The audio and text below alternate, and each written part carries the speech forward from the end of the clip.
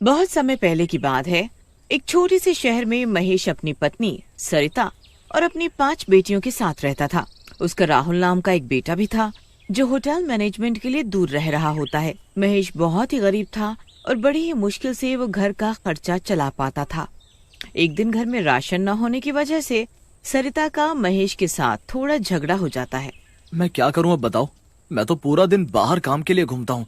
कोई पक्की नौकरी तो है नहीं मेरी जो तुम्हारे हाथ में तनख्वाह लेकर रख दूं। नौकरी नहीं है तो कोई नौकरी ढूंढ लो जी। तुमको का एक नौकरी भी नहीं मिल पा रही। घर में 5-5 लड़कियां बैठी हैं, इनका पेट कैसे पालूं? ऊपर से राहुल की पढ़ाई। इनकी चिंता मुझे भी है, पर तुम मेरी परेशानी कहाँ समझती हो। तुम्हें तो बस अपनी बात बोलनी होती है। क्यों लड़ रहे हो आप दोनों? प्लीज लड़ाई मत करो ना, हमें भूख नहीं लगी है। हाँ, सच में हमें भूख नहीं लगी है माँ, बस आप दोनों लड़ाई मत करो। 5 बेटियों को ये सब देख बड़ा बुरा लगता है। उसके बाद वो मिलजुल कर कुछ करने का सोचती हैं और अगले दिन अपने माँ बाप को एक समोसे की दुकान खोलने को बोलती हैं। अरे बेटी, दुकान खोलना कोई मजाक है क्या? पर हम कोशिश तो कर सकते हैं ना बाबा। हम नुक्कड़ पर समोसे और पकौड़े लगाकर बेच सकते हैं और साथ में चाय की टपरी भी लगा लेंगे। वहाँ चलता बाजार है, अच्छी कमाई हो जाएगी हमारी। लड़की सही बोल रही है, पर तुम उसकी बात समझो तब ना। हम 5 बहनें हैं ना, हम सब आपकी मदद करेंगी। आप काम तो शुरू करो। महेश को अपनी बेटी की बात समझ आ जाती है। वो शाम तक पैसों का बंदोबस्त करता है। उसके बाद उसकी 5 बेटी अपनी दुकान खोलने के काम में जुट जाती हैं। कोई पकौड़े बनाती है, कोई चाय बनाती है। सब की सब बहनें बड़े मन से काम में जुट जाती हैं। आखिरकार महेश की दुकान तैयार हो जाती है। धीरे धीरे उस दुकान पर ग्राहक भी आने लगते हैं। अरे वाह महेश, तूने तो अच्छी खासी दुकान खोल ली। हाँ, मेरी बेटियों की वजह से ये मुमकिन हो पाया है। ये ना होती तो कुछ ना हो पाता। ऐसी बेटियां भगवान सबको दे। सच में।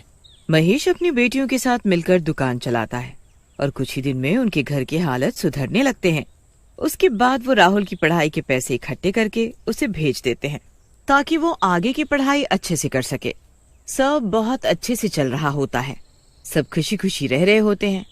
पर एक दिन एक बहुत बड़ा हादसा हो जाता है। एक दिन जब महेश की तबीयत कुछ ठीक नहीं होती तो वो दुकान पर नहीं जा पाता। बस उसकी बेटियां ही दुकान पर जाकर चाय समोसे बनाने और बेचने का काम करने लगती हैं। उस दिन दुकान पर काफी भीड़ होती है क्योंकि उस दिन दशहरा होता है। रात को तो भीड़ और ज्यादा हो जाती है। 5 लड़कियों को जरा भी फुर्सत नहीं मिल पाती। आज तो काम काम कर कर के हालत खराब हो गई है, पर कमाई भी तो कितनी अच्छी हो रही है। माँ बाप देखेंगे तो कितने खुश होंगे। हाँ, ये बात तो सही कही चुटकी ने। सब लोग काम कर ही रहे होते हैं कि तभी कुछ बच्चे दुकान के आगे पटाखे जलाने लगते हैं। अरे बच्चों, यहाँ बम मत फोड़ो, आगे जाकर फोड़ो। दिख नहीं रहा यहाँ सिलेंडर वगैरह रखा हुआ है और खौलता हुआ तेल भी है। जाओ यहाँ से। इन लोगों की दुकान कुछ ज्यादा ही अच्छी चल गई है, इसलिए ज्यादा बनने लगी है। अभी इनको सबक सिखाता हूँ। वो लड़का एक रॉकेट महेश की दुकान में छोड़ देता है जिससे कि वहाँ आग लग जाती है।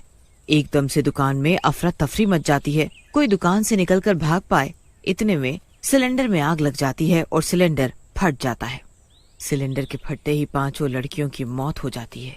जल्दी से लोग महेश के घर जाकर उसे बुला कर लाते हैं, पर तब तक सब कुछ खत्म हो चुका था, उसकी दुकान भी और उसकी बेटियां भी। हाय, मेरा सब बर्बाद हो गया। मेरी सारी बेटियां मुझे छोड़कर चली गई। भगवान, अभी तो हमारी जिंदगी में खुशियां आनी शुरू हुई थी और एक ही झटके में तुमने हमसे सब कुछ छीन लिया। हे भगवान, ये क्या हो गया? बेचारे मियाँ बीवी के साथ बहुत ही बुरा हुआ है। इतनी गरीबी की जिंदगी जी रहे थे, इतने दिनों बाद लड़कियों की वजह से अच्छा कमाने लगे थे, पर पता नहीं किसकी बुरी नजर लग गई।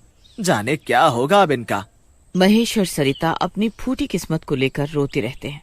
सब कुछ बर्बाद हो चुका होता है और उसके साथ उनके घर की हालत फिर से पहले जैसे हो जाते हैं। उस रात जब महेश और सरिता सो रहे होते हैं तो उनके घर उनकी 5 चुड़ैल बेटियां वापस आ जाती हैं। उनके घर के हालात उनको वहाँ वापस खींच लाते हैं। वो चुड़ैल होती हैं, पर उनके अंदर अभी भी बेटियों वाला प्यार होता है और वो अपने माँ बाप की ऐसी हालत देख नहीं पाती। हमें अब अपने माँ बाप की सारी तकलीफों को दूर करना होगा। पर कैसे दीदी? जैसे पहले करते थे, बिल्कुल वैसे। चलो पहले घर का सारा काम करते हैं। पांचों चुड़ैल बेटियां मिलकर कामों में जुट जाती हैं। पूरी रात पांचों चुड़ैल बेटियां अपने अपने काम में लगी रहती हैं और सुबह का सूरज निकलने से पहले ही सारे काम निपटा देती हैं। सुबह होने पर जब महेश और सरिता उठते हैं तो घर को इतना चमकता हुआ देखकर बड़े हैरान होते हैं। ये घर तो कल रात तक इतना गंदा पड़ा था, ये इतना साफ कैसे हो गया? ये सब किसने किया आखिर जी? सरिता रसोई में जाती है तो वहाँ ढेर सारा खाना बना रखा होता है और उसके साथ ही समोसे और पकौड़े भी। साथ में बर्तन भी एकदम चमाचम चमक रहे होते हैं। ये सब क्या है जी? घर में खाने का एक भी दाना नहीं था। मेरी भी कुछ समझ में नहीं आ रहा है। जो भी हो, अब आप जाकर इन समोसे और पकौड़े को दुकान पर बेच दो। कुछ पैसे तो आएंगे। हमें राहुल के लिए भी पैसे भेजने हैं ना। हाँ, पर दुकान तो बिल्कुल जलकर राख हो रखी है। अरे तो जाकर हम सफाई कर लेते हैं। सरिता और महेश दुकान पर समोसे और पकौड़े लेकर जाते हैं तो वहाँ दुकान को चमचमाता देख हैरान हो जाते हैं। आखिर ये कौन है जो हमारी इतनी मदद कर रहा है? जो भी है भगवान उसका भला करे, उसे खुशियाँ दे। सरिता और महेश मिलकर दुकान पर समोसे और पकौड़े बेचने लगते हैं। पहले तो लोग आने में थोड़ा झिझकते हैं क्योंकि उनको तो महेश की बेटी के हाथ के ही पकौड़े पसंद होते हैं। पर फिर धीरे धीरे करके कुछ लोग पकौड़े ले जाते हैं और समोसे भी खाते हैं। रोज सरिता और महेश को अपनी रसोई में पकौड़े और समोसे बने रखे मिलने लगते हैं और ऊपर से उनके घर का काम भी रातों रात कोई कर जाता है। फिर एक दिन उनका एक पड़ोसी भी जब वहाँ खड़े होकर समोसे का स्वाद ले रहा होता है तो अचानक बोल पड़ता है। बड़ी अजीब बात है महेश, एकदम वही स्वाद है जैसे तुम्हारी बेटी बनाती थी। मुझे लगा नहीं था कि तुम बिल्कुल तुम्हारी बेटी जैसे समोसे और पकौड़े बना सकते हो। क्या मेरी बेटी जैसे? सरिता जरा खाकर तो देखे हम भी कि कैसा स्वाद है इनका। महेश और सरिता जब पकौड़े और समोसा खाकर देखते हैं तो उनकी आंखें खुली की खुली रह जाती हैं। ये स्वाद तो बिल्कुल वैसा है। इसका मतलब हमारी बेटी ने हाँ जी, पर इसमें कितनी सच्चाई है ये कैसे पता चलेगा? आज रात हम छुपकर देखेंगे, तभी पता चलेगा। रात को सरिता और महेश दोनों सोने का नाटक करते हैं। उसके बाद उनकी पांचों चुड़ैल बेटियां वापस अपने घर आ जाती हैं। चलो बहनों, जल्दी जल्दी अपने काम में लग जाओ, हमें जल्दी से सब निपटाना है। हाँ, जल्दी जल्दी करो सब। सारी चुड़ैल बेटियां अपने अपने काम में लग जाती हैं। उसके बाद महेश और सरिता चुपके से अपने कमरे की खिड़की से बाहर देखते हैं तो उनकी आंखें फटी की फटी रह जाती हैं। घर में चुड़ैलें काम कर रही होती हैं। चुड़ैल? हमारे घर में चुड़ैल? हमें कुछ करना होगा सरिता, ये चुड़ैल हमारे घर में आखिर क्या कर रही है? महेश और सरिता को देखते हुए एक चुड़ैल बेटी उन्हें देख लेती है। दीदी दीदी, माँ बाबूजी ने हमें देख लिया है, जल्दी आओ। दीदी? मतलब सच में ये हमारी बेटियां ही हैं? सरिता और महेश कमरे के बाहर आकर खड़े होते हैं। अब उन्हें उन चुड़ैलों से जरा भी डर नहीं लग रहा होता। वो बेझिझक उन चुड़ैलों से पूछते हैं, तुम पांचों हमारी बेटी हो ना? हाँ माँ, हम सब आपकी बेटी हैं, जो उस दिन उस धमाके में जलकर मर गई थी। आपकी ऐसी हालत की वजह से हमें मुक्ति नहीं मिली। जब तक हम आपकी जिंदगी सुकून से नहीं भर देंगे, हमें मुक्ति नहीं मिलेगी। उसके लिए मैं हूँ ना दीदी, इनका बेटा और आपका भाई। मुझे इन लोगों ने कुछ नहीं बताया कि आप लोग इस दुनिया में नहीं रहे ताकि मेरी पढ़ाई खराब ना हो।